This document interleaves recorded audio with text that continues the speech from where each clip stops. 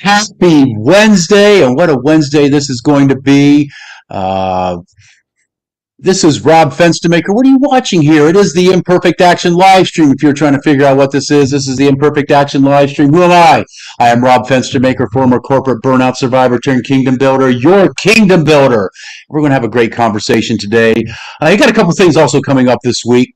This Friday, 5 o'clock Eastern time, we have the virtual Friday whiskey hour. That's where my guest and that's where we first connected. We connected at the virtual Friday whiskey hour. Some people say, I don't drink whiskey. There's no requirement to drink whiskey. We just have some great conversations show up. If you want to drink whiskey, fine. If you want to have a beer, if you want to have a glass of wine, or if you don't want to drink anything, that is perfectly fine. Next Tuesday, I have the Iron Sharpens Iron Community, Tuesday at 11 o'clock Eastern time. It's just an opportunity to bring people together. We have some conversation and just try and create that community where we support each other and what it is we want to accomplish in life. So here we are, Wednesday. It's been quite a Wednesday here. I'm in South Florida, and we got some crazy weather coming through South Florida. We're supposed to get up to 10 inches of rain, like in the next 36 hours. I think we maybe already had 2 today, but it is just pouring in South Florida. But that's not neither here nor there. It's time to bring on my guest, Alyssa Bakar. Who is Alyssa Bakar? She's a real estate investor and business coach who gets you to work smarter and not harder. And who doesn't want to work smarter and not harder? Alyssa, thank you for joining the Imperfect Action live stream. How are you doing today? Oh, man, I'm better now. This is really great. Thanks for having me on.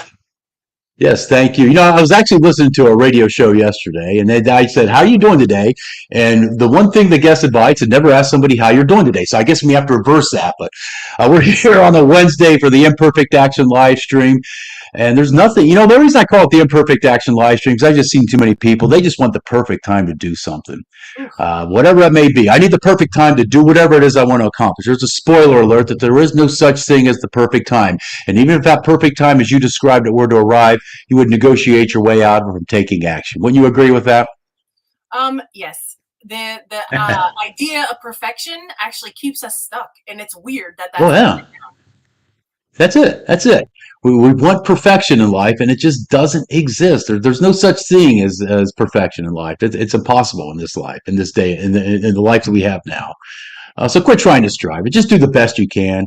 Take that action. And you know what? If you fail, so what? I actually believe we learn more about ourselves in times of failure and times of success anyways. And I've even had those moments of success where I've actually turned them into moments of failure. I definitely have. I definitely have. How many of us have cheated on our own success? Right? Yes. It happens to the best of us, and I definitely have had those moments. I'd like to, sometimes I've just gone into that self-sabotage and created successful moments and turned them into failures. But you know what? That's part of the journey of life. That's part of the learning process. We all learn. And if you aren't learning, if you aren't trying, if you aren't failing, if you aren't succeeding, then you know what? You're missing out on life. And you just got to keep trying, and plugging away. Yeah, there's a saying that I live by, Rob, that is, I learned from Jack Canfield a long time ago that said, feel the fear and do it anyway. So that fear of not being perfect, or that fear of like not getting the outcome we so desperately want, is what keeps us stuck in saying, well, if I still wish that it was true, I can always still have that wish. But if I test it and it doesn't come true, what does that mean about me? What does that say about me being a fraud or whatever? So I think the feeling that resistance, but taking the action anyway, it trains us over time to feel that imperfection is actually the journey, and there is no arrival at the end. We're always constantly a work in progress. Yeah. Fear can be paralyzing if you allow it to do. Fear can be paralyzing. You know, last week was the 80th anniversary of the June 6, 1944, the invasion of Normandy. And 20 years ago, I had the opportunity to visit Normandy. And, you know, I always wondered, you know, what is it that would cause a man to jump out of a plane or step off that ship into the face of enemy gunfire? And, you know, I saw several men talk about it. They answered that question very clearly. They said, no, we had fear. We definitely had fear, but we did not allow the fear to control us. And it was, we found courage, and courage is not letting fear conquer you. And they understood another reality. They wanted to get home. Of course, they wanted to get home. They didn't want to be there, but they were there. And the only way for them to get home is they had to take that step. The only way for you to get that dream you want is you got to take that step. If all you're going to do is wish things would happen your way, then you might as well go find that genie in a bottle, because you have about as much luck with that as just trying to wish your dreams come true. You got to take action with it. My grandpa used to say, wish in one hand, expletive, in the other, and see which one falls off faster. So, you know, do it or get off the pot type of deal. Like, that is exactly, like, if you keep wishing, and it, you know, sometimes we get married to our ideal visions, that we miss the opportunity to take steps towards its manifestation, rather so than saying, well, this didn't show up exactly this way, therefore I don't have it yet. It keeps us in that state of stuck, or that state of lack. Yeah, that's it. That's it. And you've taken a step. You've taken that step into real estate. Everybody loves real estate. So what was the impetus to get you into real estate? God, how long do we have? So there was a lot of reasons. One day I'll write the book, The 101 Reasons. But long story short, you know, it's part of my family's legacy. My dad came over from Italy and invested in businesses and used the profits to invest in real estate to build the family's wealth. And I wanted to get out there and do it on my own without a handout or a hand up necessarily. So my husband always wanted to be involved in real estate, and I was building my business as a business coach for a really long time. And when he said, you know, I think we should focus on this priority. So I pivoted my business to focus on real estate. And lo and behold, like, all of my learnings, all my trials and tribulations all seemed to like smack together, line up. And I saw like my life's purpose, like the culmination of my experiences to not only move my personal family forward, but also to pay that forward for other people, because people need the business mechanics to be able to get involved and invested. And real estate, by the way, it keeps your store of value. It's the second oldest profession in all of humanity, is providing housing as a service. So it keeps the value. I mean, I could go on and on, but essentially, you know, my wish, my action, my desire here, the plan is to create enough active income from real estate so that it provides for our lifestyle, and we get to do fun and engaging things on purpose. There you go. Now, you said your dad came from Italy, so that makes you a first-generation American. Yes. You know, my wife is a second-generation American. Her grandparents came off the boat from Ireland. And there's something powerful about what immigrants, when they come to this country, how they have a vision of what this country's about. And there's a reason they come to this country. When they, you know, do those things, that they understand the opportunity that exists. Have you ever discussed that with your father? Is what brought him to this country? Yeah, I mean, he came over when he was 8.5, so he literally built himself as he built his life and then had us. He came over, his father was over here for some work and was sponsored to immigrate the family, but had to leave for a couple of months or years beforehand. And so he and his brother and his mother came over to follow dad, but also like with the understanding that there's freedom over there. There's a way to create your life over there. It doesn't have to be the way that it's always been over here, whatever that may be, however they define that. But they were looking for the grand pursuit of the American dream, to be prosperous, to live life full out. And essentially, my father's living story, God rest his soul, he's back here on my wall. But he did that. He came here to live full out and to build a life of his design, which is, I'm blessed that is the legacy that I get to pay forward. Yeah, that's cool. That's cool. And I think the American dream is, to me, the American dream is alive and well. And what that dream represents to me is the opportunity to live your dreams. That's it. It's not a white picket fence and 2.25 kids and, a job in corporate and blah, blah, blah. That's not the American dream. The American dream is the opportunity for you to chart your course, you to live your dream and do it in a way that empowers you. And I don't think that's ever going to die. I think that is alive and well. And I still see people, the younger generation gets a lot of crap, but I still see a lot of people in that generation. They're living the American dream. They're just re-imaging it. They're reforming it into what that means to them, and that's great. I fully support that. And that to me is what makes this the greatest country in the world. I think so too. And it's that ability to make a decision and pursue it. Like life, liberty, and the pursuit of happiness. Like that is kind of what we're up to in business and in life. Is we're always trying to improve and be better than we were yesterday. And so, the pursuit actually is the goal, rather so than some people think that the goal is the goal, but I call bullshit. I don't think the goal is the goal. I think the opening up and wondering and being curious and being able to experiment and try things, I think that's where living life actually happens. It's not in the achievements, it's in the experience of it. Yeah, well, I agree with that. And the problem, I've set my goals, and the problem I see with a lot of people where they have goals is, one, either they set their goals so small that they accomplish it, and what have you really done? Now, yes, I have my big goals. I have my silly goals as well. Things that maybe I want to do that are just kind of whatever. They're a little silly, but I have that. But I also have those bigger goals. And a goal should be something that stretches you to that next level. It should be something that I like to say, what I will tell my clients, if your goals don't scare you, you need to make them bigger. Yeah. Think big. Think big. Because it's an opportunity for you to stretch yourself. It's an opportunity for you to change the world. I absolutely believe we can change the world. I believe every person has it within them, the power to change the world.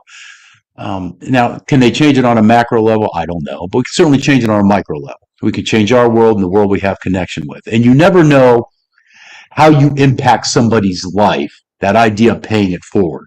What are they going to do with what they've gotten from you? Who are they going to impact? And it could become exponential. What's it called? The butterfly effect, I think, is what I've heard it called. Yeah. And when I was younger, you got I had a concept of this butterfly effect, but I was like, what if someone drops a fork in a restaurant and someone helps them to pick it up and somebody accidentally bumps heads with the waiter and makes eye contact with the person across the room and becomes their spouse? So I call it the fork effect. But there you go. I never thought about that way. It's kind of like that. What are the things that people are, the Rube Goldberg, is that what it's called? Where you set up this little thing and you hit a domino and all this different stuff happens. So you've seen them. You've seen people do those videos. The Rube, that's what they're called, the Rube Goldbergs. I don't know why they're called that. There must have been a guy named Rube Goldberg who set up the original one, but that's what they're called. Somebody on the chat, help us out. Help us out. Why is it called a Rube Goldberg? Now I'm going to be thinking about that all day. Why is it called a Rube Goldberg? But life is just an opportunity. We always have to experience those opportunities, and those opportunities exist in what I call today. It's today. That's where it is. And for me in my past, I used to be one of those that I would really focus on tomorrow. I'd get anxious about tomorrow. I'm like, oh, what am I going to do? And I'd miss the opportunities that are in today. Until I realized at one point, there's no guarantee I'm going to get it tomorrow.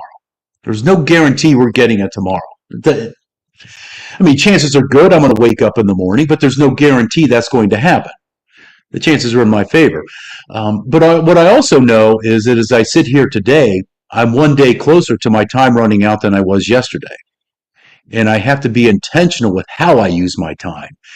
and focusing on today. That's the best way to be intentional about your time. Yeah, and that's really the only moment that you have. Time is the only non-renewable resource that we have out here. To be fair, when I pivoted into real estate, I had to look through my past and go, what skill sets do I have that can serve me here? Yeah. Because Yeah. I don't know what I don't know, but I just made a commitment and, told my family and told the world, here's how I'm moving forward. So, what I found was I had a lot more raw material. I had a lot more resources that I forgot that I had to be able to Yeah. take action and continue to step one step at a time into that dream of being a real estate investor. Because at the end of the day, what I want for my kids is very similar to what my dad wanted for us. He wanted for us to live fully, to not have worry, to be taken care of, and essentially, dreaming big and saying, I'm, a service provider, I'm a business coach, I'm a mother, blah, blah, blah. Those were all things I had the capacity to understand, but I had to think exponentially. I had to think really big to say, like, okay, how do I embody and step into this identity of being a real estate investor? And to me, that was what moved the needle, because in my mind, real estate investors didn't make excuses for not taking action. In my mind, real estate investors didn't take no for an answer when they saw opportunity to make lives better and to create deals that were win, win, win. Like, there was so much about it that challenged me to become more of the person who I wished that I was, but I wasn't stepping into. So making that declaration helped me to see myself in a new identity, but I saw myself as like the seed of that identity, not the tree. So taking the actions was really scary at first. This big identity of investor, which now is very comfortable for me. I feel like I fill it out a little bit. I'm like, yeah, cool, investor, nice. Yeah, but it wasn't always comfortable, right? I had to grow into it so that it would feel comfortable at some point. Yeah, and I think that's a problem a lot of people have with what they want to accomplish. That we live in a microwave society, and people want instant success. Yeah. And the problem with instant success, I'm sure we can find examples of somebody that had instant success, but it's never lasting. It's never lasting. And to be successful takes time. I like to say you got to marinate your life a little bit. I'm a bit of a foodie. And you're Italian. One of my favorite Italian dishes, ossobuco. Ossobuco. That's probably my favorite Italian dish. And that would be something disgusting if somebody tried to make it in a microwave. But it probably takes, I don't know, 6, 7, 8 hours to make that dish. At least. It's an all-day affair.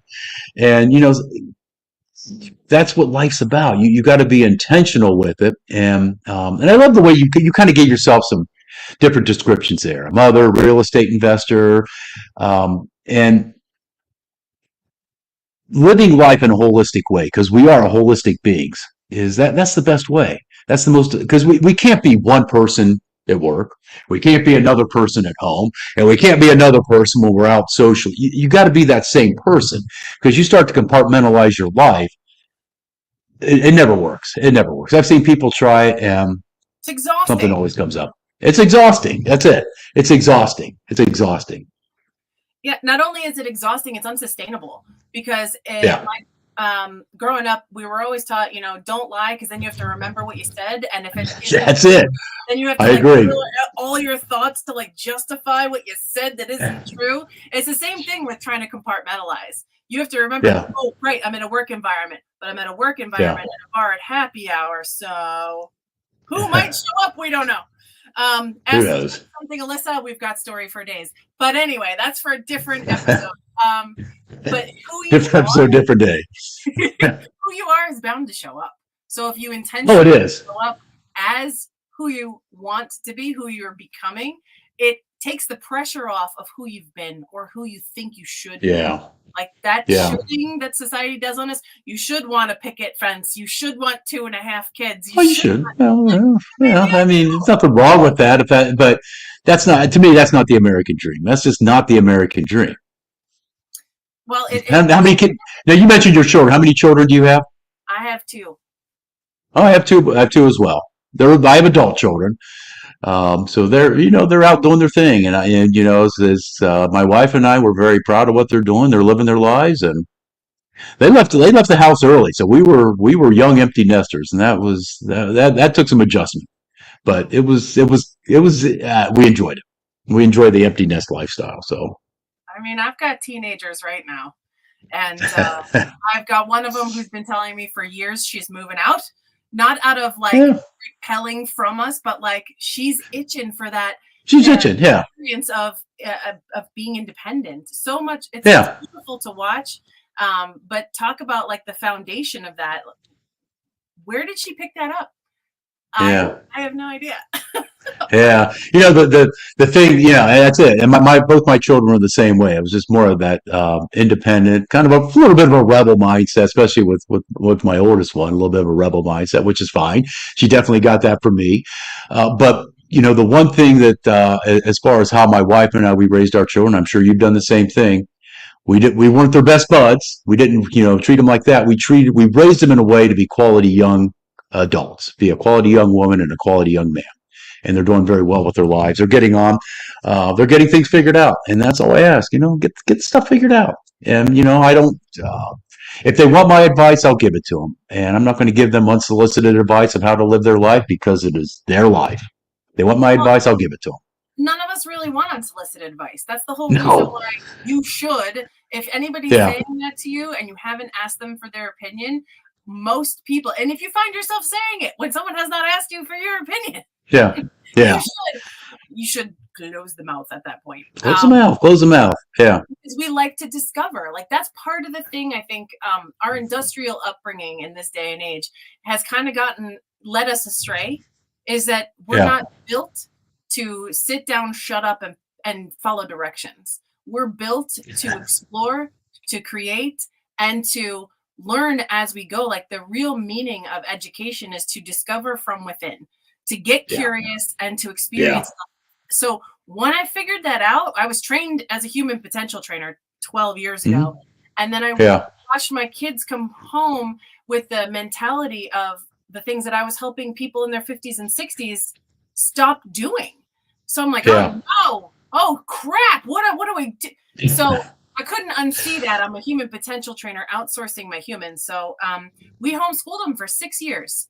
And good for you. Good for you. Experiential learning. And like part of the reason why I'm able to make pivots and take risks is that over time, my experience was when you try something, the worst thing usually doesn't show up. Most often what we're fearing from taking the action as a, worst case scenario usually doesn't show up. In fact, 99% of the time, it is very far from the actual results that we get. So teaching them how to get curious, discover things, like they now own their personalities, they now own their preferences, and they're not being shoulded on by, well, in some ways I'm sure they are, but for the majority part, they're taking on what they find interesting and bringing it into their lives rather so than trying things on that don't fit. And then later after graduation, trying to take them all off. Yeah. I like that experiential because, my wife and I, we're very experiential. If we go somewhere, we want to do the experiences. I just don't want to, yes, I live close to the beach and we'll go to the beach. I don't want to go someplace and just sit on a beach all day. I want to experience something. I want to experience something I'd never experienced before. And, good for you for homeschooling because one of the issues I always had when my children were in school, we went to a very good, where we lived at was a very highly rated school district. I was always rated in the top percentile of school districts across the country, but there was a couple of things that drove me nuts about it. You go to these parent-teacher conferences, and all they would brag about is, we're getting this number of kids into college. Well, and I'm thinking, well, wait a minute, wait. We still need kids to be welders, plumbers, auto mechanics if we're going to make this whole thing work. What are you doing for those? Because college is not for everybody. And the other thing that drove me nuts with them is it seemed like it got to a point sometimes they were just training them on how to pass a test. Yeah, right. Telling them what to think and telling them to tell them what to think. Yes, that's it. And on their ability to spit it back out, not to think, but to repeat. Yeah. Yes. That's it. And I don't want to go off on a tangent on education. But there's a lot of issues with it. And I know there's some great teachers out there that are trying to do the best they can. But I also know there's some crappy teachers out there that are just about trying to indoctrinate children. And I don't have time or effort with that. I don't want to hear that. But I wish the good teachers, and I think the good teachers are trying to stand out and make a difference. I don't want to paint it that way, but well, if I may, some of the assumption that we need to be perfect to take action is also that we've been trained that there is a predefined, gradable perfection as a result of our behaviors. So that is actually the industrial age mindset, and that is there are X amount of steps that we have to do in order to get this result, which is the desired result. Anything else is not. So it leaves out curiosity. It leaves out experimentation. It leaves out the very thing that humans are on this planet to do, and that is create. So, right now, industrial age thinking that presupposes a predetermined outcome, that's all out the window, like you have down here. This is the age of disruption, ladies and gentlemen. Everything that we've ever known is now up for review under the microscope and saying, do we really have to do it this way? Do we need to sit down, shut up, and obey the rules? The answer is most likely not. But how do you untrain that deeply rooted habitual thinking that has been put into us for generations now? Yeah. It is that I like the way you said that. And this is the age of disruption. And I love to see people pushing back on, the groupthink that's going on. I was reminded yesterday, well, it was a couple of days ago, I was reminded of two things back when I was 16 years old. Two albums that came out that just really kind of blew my mind. They came out within 14 days of each other and just blew my mind as to how I viewed the world. Pink Floyd's The Wall and London Calling by The Clash. And I spent yesterday actually listening to and I was like, wow. And I just went back to that thinking about, listening to it. I still knew all the songs, knew all the words, singing along with it. But again, it was that idea of pushing back on, what was going on in the world. And that was, 1979 is when both those came out. And you're still seeing that. You're always going to see that. You're always going to see those that level of people that want to push back against what's going on. And I love how you call it the age of disruption, and we are. I don't know where AI is going to lead us. I'm not so freaked out by it as long as we're able to control it. I mean, to me, it's just a tool, and you got to know how to use the tool. Are jobs going to go away because of AI? Absolutely. Jobs have always gone away. Do we still have a buggy whip industry? No, we don't have a buggy whip industry anymore. Is there still a typewriter industry? No, not really. So things move forward, things change. And what our future looks like with it, I don't know. But I think it's going to create opportunity. Yes, jobs are going to go away, but it creates new opportunities for new jobs. And that's what that disruption is all about. Innovation. Like if you can see, we as humans have the amygdala, and we're trained to look for things that threaten the status quo. And when we see innovations that threaten the status quo, even though we just talked about the age of the industrial age thinking needs to be dismantled so that the next iteration, the next best thing can come forward here, we have to give ourselves credit that so as things deteriorate, new stuff is created. We live in a dynamic and magical universe where everything that we see here on this planet was already something else eons ago. So what Mother Earth is a recycler. So we get to see what new formations, but it takes courage to look at the unknown. Like the biggest fear that we as humans have is the fear of the unknown.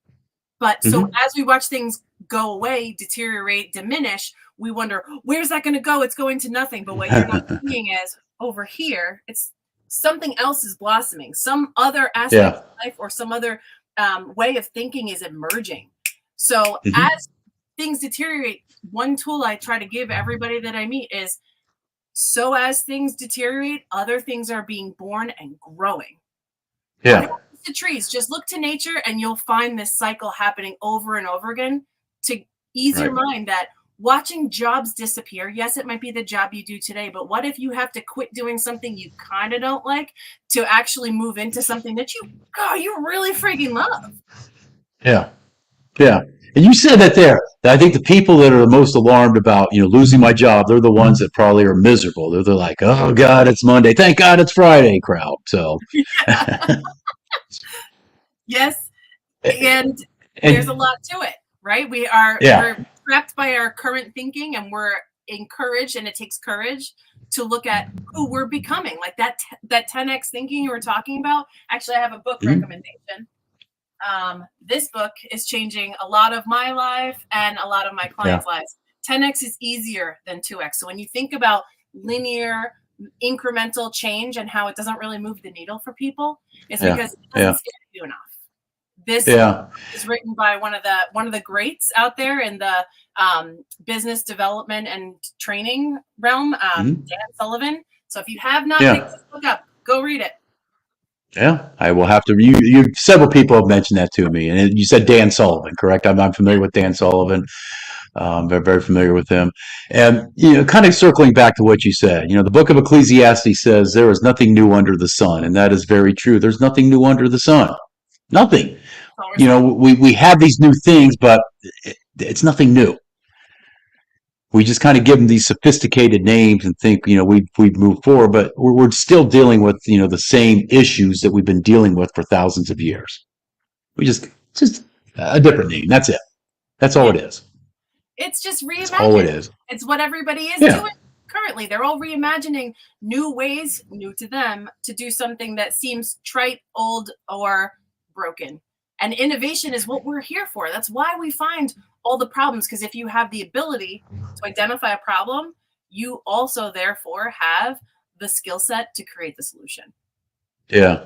And the people with innovation, those are the leaders, and we need leaders. We always need leaders. And in order to be an effective leader, you have to have that clarity of where you want to go, that vision, of a direction of where you want to go. Because if you don't know where you're going, you're just out for a Sunday stroll. So you might as well be clear on what that destination is, because if you're a leader, people are going to follow. If you have that clarity around what it is you want to accomplish, people are going to follow. They will follow.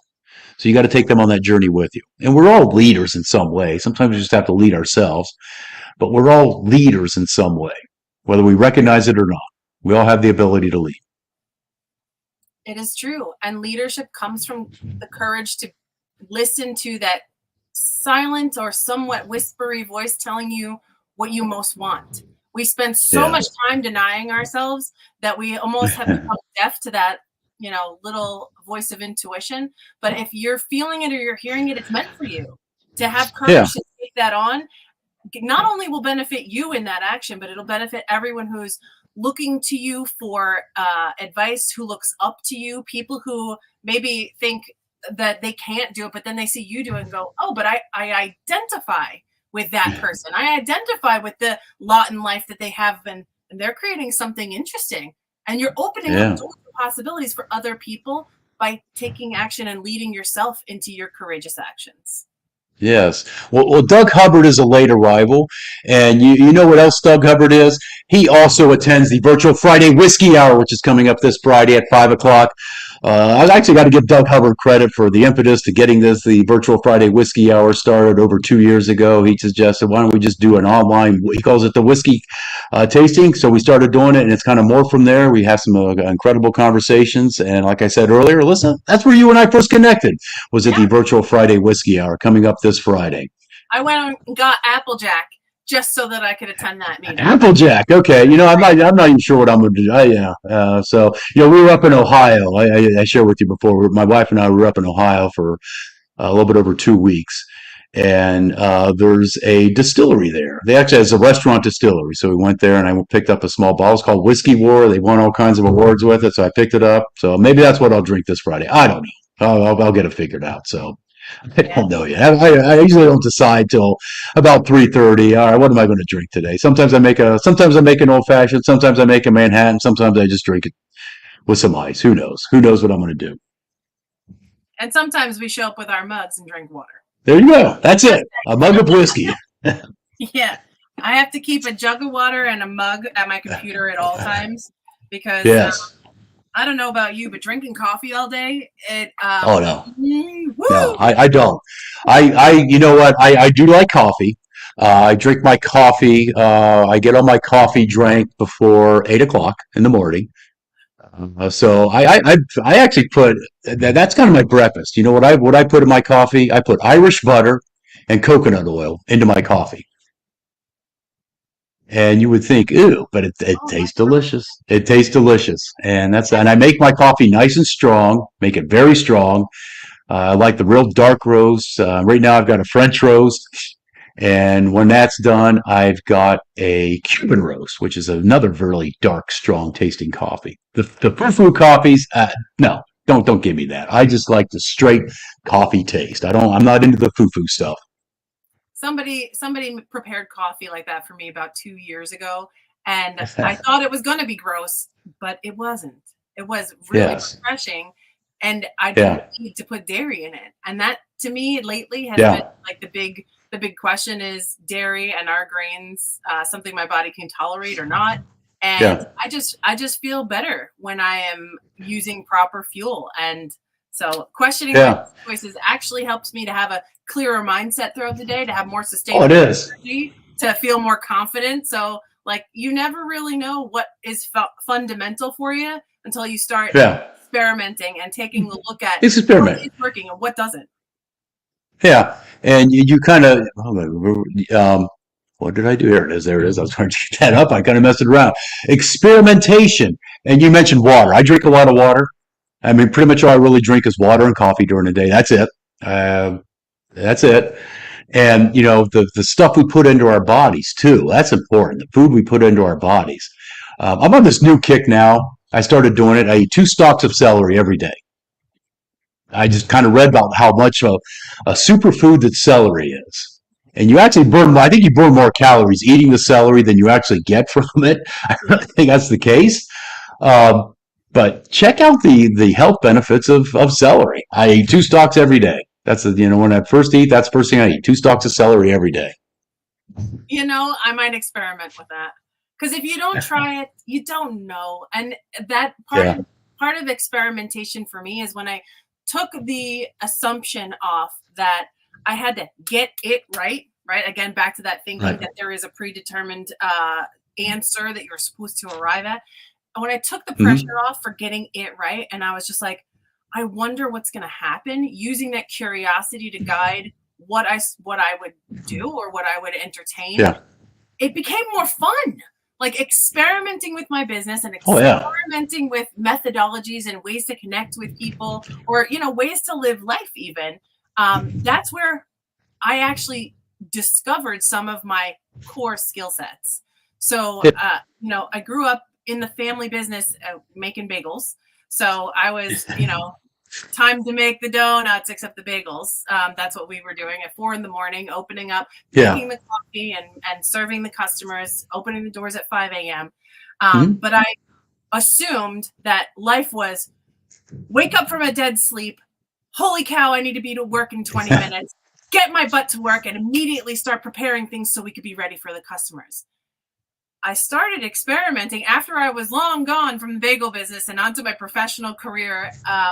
What if I didn't need to wake up and feel shot out of a cannon? What if Mm-hmm. I could wake up and just spend like an hour screwing around, doing nothing, Yeah. putting my feet up, Yeah. coffee for myself. I'm the same way. And I'm the same way. I started to discover that my first waking hours set the tone for the whole day.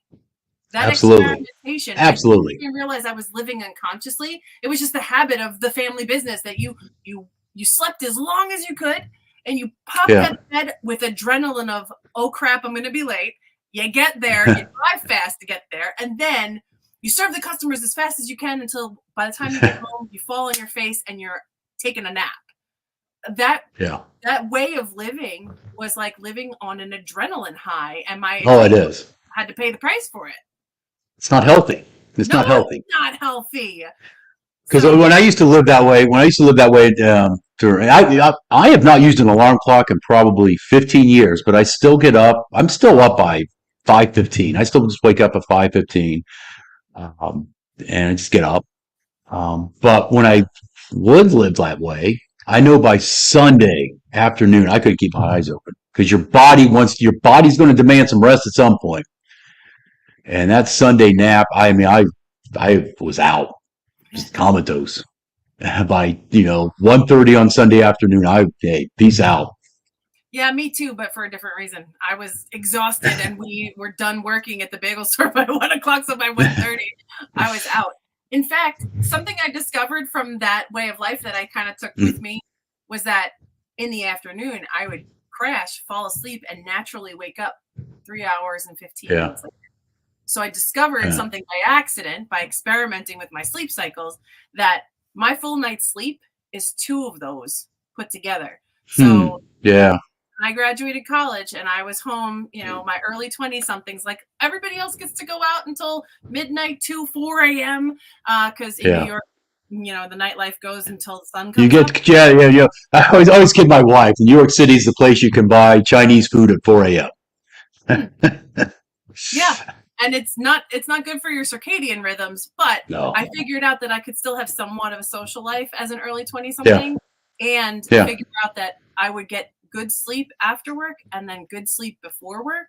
That way I Hmm. could kind of live two lives. One was my work life and then one was my, family and social life. But um taking that with me is like, if I go to take a nap now, if I'm tired or whatever, I need to have that 15 minutes, 20 minutes max, because if I tip over that, I've noticed by Yeah, experimentation that I wake yeah, up groggy. And then if I go beyond that 20 minutes, I need the full 3.5 or whatever. yeah. So I'm very conscious now to moderate my energy.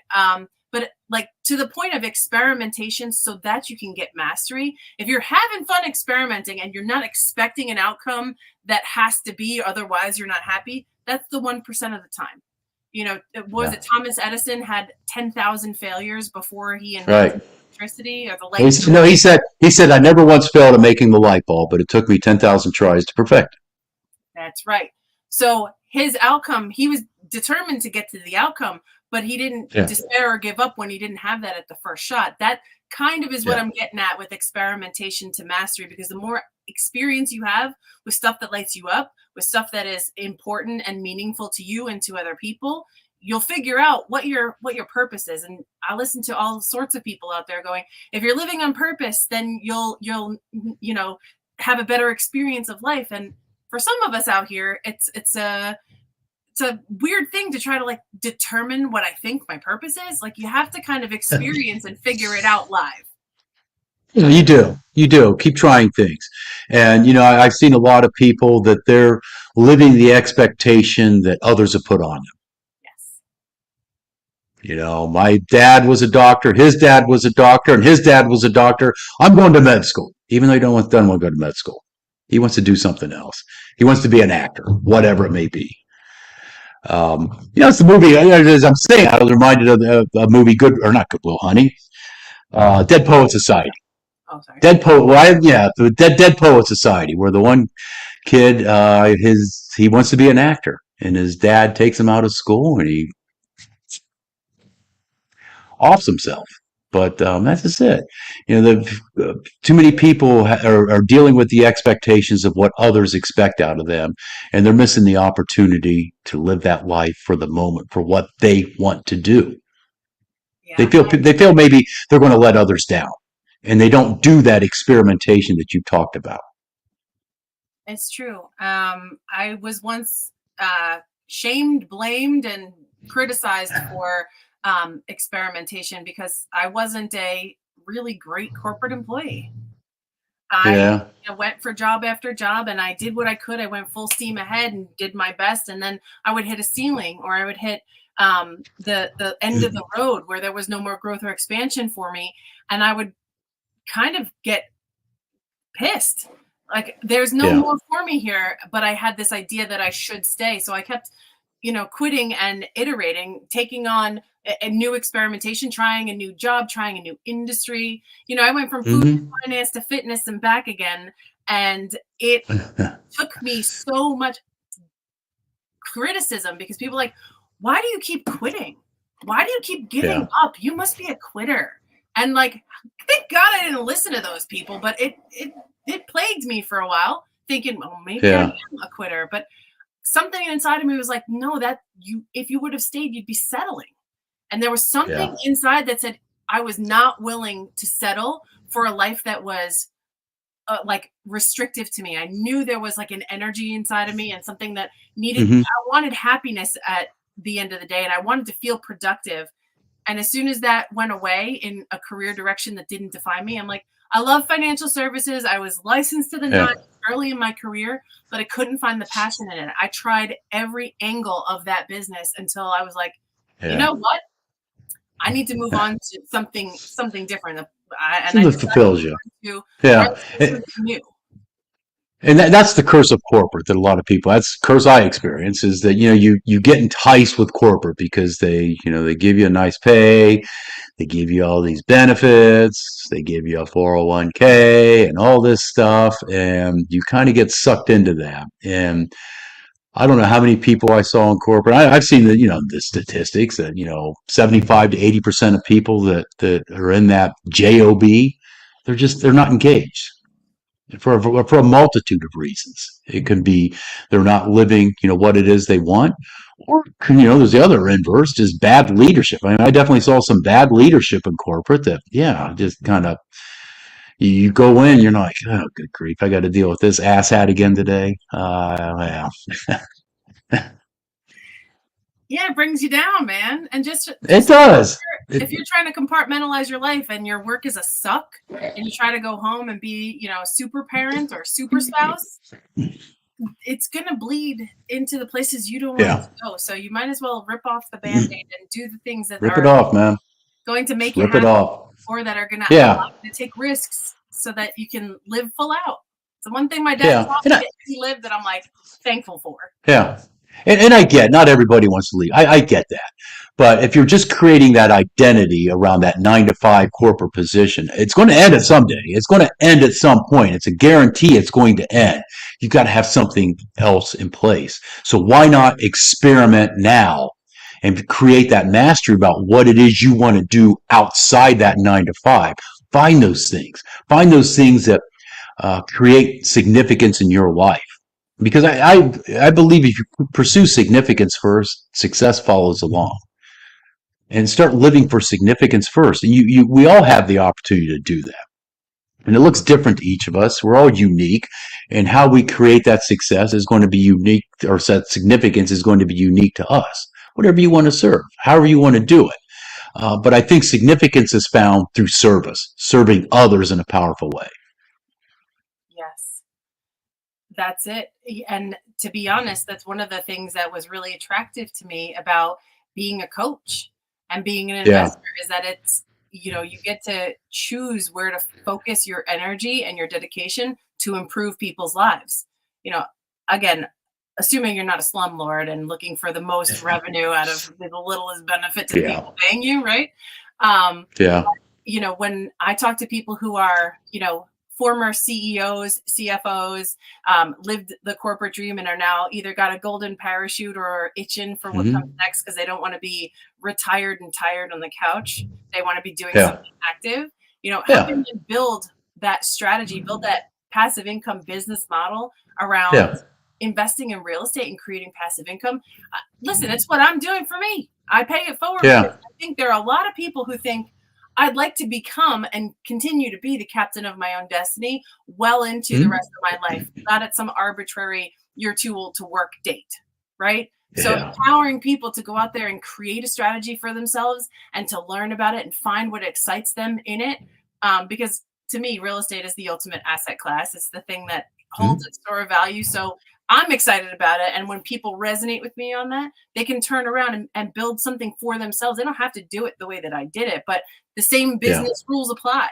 Know what your strategy is, figure out your ideal, get that marketing underway, which is just the tip of the iceberg, the mechanics of the business, but then create those partnerships, step into your leadership, and then empower other people to do the same. Because when you live full out, when you live on purpose, it's amazing the light that you shine on all the people who are in your orbit and Oh in yeah. the universe. Yeah. I'd say become that soul on fire. Because, to me, fire lights the way. Fire purifies. Fire purifies our path. And it gets the debris out of the dross. It gets the dross out of our life, those impurities, when you let your soul rage on fire. And you get clarity, you get focus on what it is you really want to do with your life. And you talked about those CEOs. I mean, they gained years of wisdom. And to think you've gained all this wisdom, and the greatest opportunity is to give that wisdom back to that next generation. That's it. Give that, it's again, it goes back to that butterfly effect, because you don't know when you're imparting your wisdom, you don't know who's going to be impacted by it, and maybe how they're going to live their life. And I think that's what, to me, life is about, is just, it's there's opportunity in everything we do.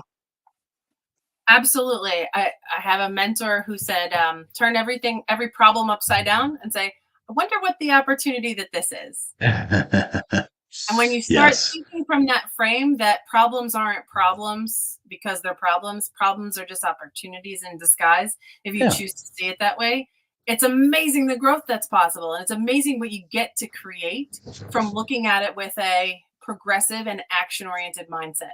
Because listen, at the end of the day, we're not actually victims out here. We are all sovereign people able to make our own choices, even if the choices we make are the choices to stay stuck.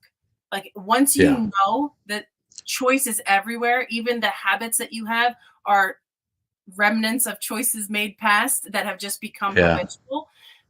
You have the opportunity then to change it. It might be harder the older you get, but I think that, the thing about staying young is about staying in curiosity, about staying trained and focused on what the possibilities are and what opportunities there are. I wonder what the opportunity this is. Or another mentor said, it is what it is. It is what it was. And now we get to create what comes next. Yes. And all our choices have consequences, and good and bad. So you start making the right choices, the consequences keep getting better. So we're coming up on at the end of time. You have any parting wisdom you would like to provide before we call this one a day here? Oh my goodness. Parting wisdom. Don't let anybody tell you who you are. Go out and figure that out for yourself. Take bold action like that's back there behind you. Follow your dreams.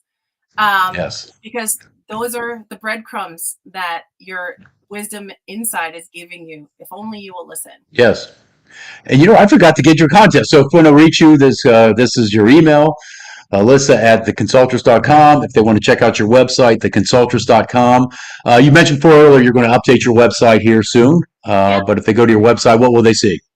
They will see all of the places that I get to play in real estate, and lending, and coaching, masterminding. But I do have an offer for anybody watching or anybody watching the replay.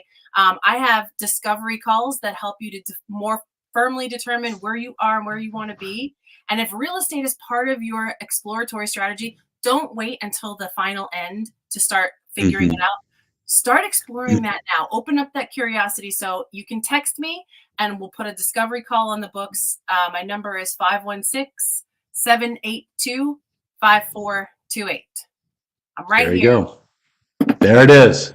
And I offer consulting calls as well. You can reach me here direct, rob@robfenstermaker.com, or you can go to my Calendly link and go ahead and schedule a time with me where we can have a discovery call so you can start taking action and start living your dream and make that your reality, because I think that's what's important. Again, so I'm going to say it again. This Friday is the Virtual Friday Whiskey Hour. We go live at 5 o'clock. Go ahead and stop on by, enjoy the conversation. I'm not sure what we're going to talk about. I'll get it figured out at some point. Next Tuesday is the Iron Sharpens Iron Community, Tuesday at 11 o'clock. Go ahead and join that. But I guess this brings us to another end of another Imperfect Action live stream. Hey, Alyssa, I appreciate you stopping by. I appreciate this conversation. This is an amazing conversation. I really enjoyed that. Hey, let's make this a great day, and peace out.